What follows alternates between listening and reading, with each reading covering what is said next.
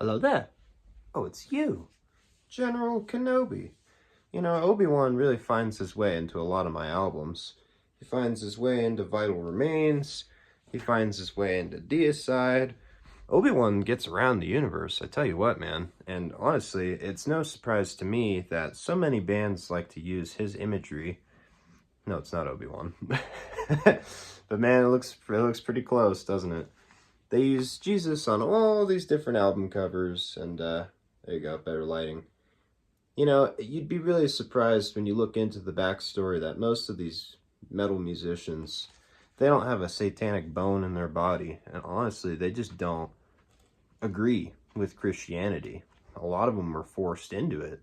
And when you have a child who has no interest in something, be it a sport or a religion, whatever, and you just force them into it and you give them no choice, what do you think's going to happen? Honestly, they're going to resent you for it. And then they're going to make an album like this. Bam! They're just going to hit you right in the face with the fact that they disagree and they didn't ever want to be a part of that. I believe this kind of shocking imagery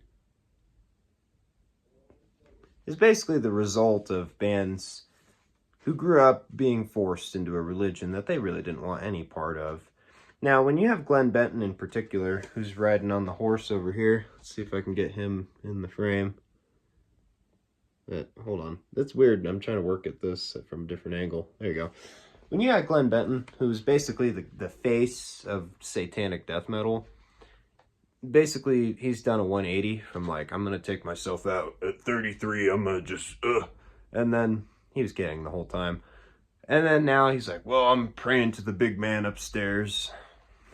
You know, I don't think Christianity is such a terrible thing. I think my experience with Christians, if you're already dropping a dislike, then hey, you know, you're gonna do so anyways. You ain't Jesusmaxxing in death metal. Shame on you. I think Christianity is not a terrible thing. I think I've never met a good Christian who actually practices what they preach. You know, they tell you to do this and they tell you to do that, but then on Saturday, they're doing some sinful stuff. And, you know, it's so hypocritical. A lot of churchgoers are just not great people. You know, let's really face it here. Yes, there are exceptions to every rule, but by and large, when I go to a metal show, that's kind of like my church, and my churchgoers have helped me jump a battery before. I have also done the same for them. They're like, who dropped their keys? Let's pretend this is keys. Who dropped their keys? You know, who dropped their wallet? Who lost their hat? Hey, let me help you up.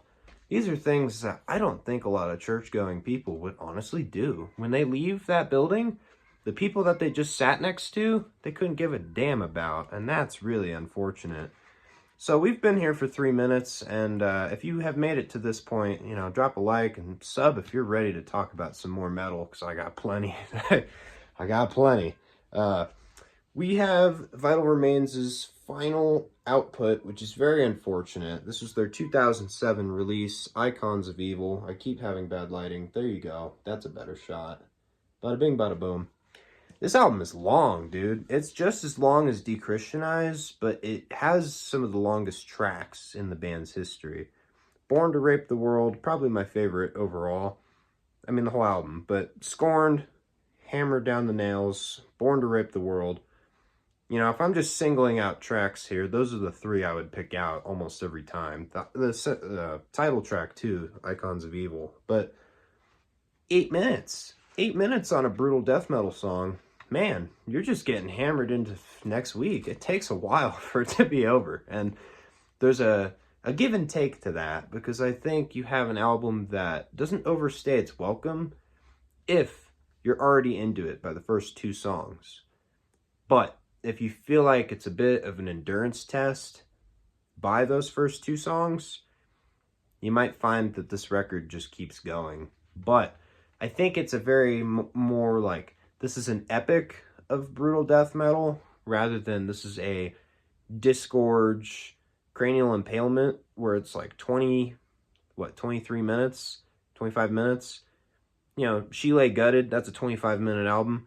it basically leaves you with no questions at the end. It got through with that anti-Christianity point very quickly, and the songs are short but digestible. It leaves less room for curiosity. But with this album being so long, with these songs being so windy and wavy, with Dave Suzuki just dropping knowledge bombs on your ass the whole time, there's a lot of replayability here. This album has a lot of replayability. It's a double LP, and the color is ugly gold, kind of like a dookie gold, but hey, there's lots of reissues of this, but this is the one I ended up with because I didn't want to pay an arm and a leg just so I could get the original. Yeah, you know, they changed the color of the logo and the title, but does that really matter? I mean, honestly, when I put it up on my shelf and I'm looking at it, it's just the same. The print is very good. It's definitely a heavy record. I believe these are just 140 gram vinyls though, but that's fine. Because they sound good. They sound great. And that's all you really want, right? Unless you're really a stickler. But I have some albums in my collection that are 220, like Seas of Cheese by Primus, and you can tell that's a thick record. You can definitely tell. I digress. Vital Remains is absolutely a band that you gotta find and you gotta listen to. And I don't know if I'd recommend you start here per se. Dechristianize, the actual track with Let the Killing Begin, probably the band's most infamous moment, and also one of the best death metal songs of all time. I mean, totally. It's very theatrical beginning to the album, and it's pummeling. It's a pummeling beat down. The drums, I cannot go on enough, but the guitars as well. Yeah, you can tell what's coming next in the future. With Icons of Evil, you have basically the end of their creative inputs, and you've seen how they've developed throughout their albums, from Let Us Pray, Dawn of the Apocalypse, all the way up till now. And my cat has also agreed that they have developed a lot. They've got this masterclass level of songwriting that so many metal bands just can't do. Sorry, I'm opening the door just in case he meows your head off. Yeah, at least it's a little better. You get to see him, right? They just have a way of masterclass writing songs that so many bands just don't have that songwriting ability. They can do some riffs and some breakdowns, but they just don't have the ability to do like storytelling in music form, and that's what makes Vital Remains an essential listen. So if you're like this guy and you definitely dig yourself some brutal death metal, get into Vital Remains. I promise you won't regret it. Stay brutal.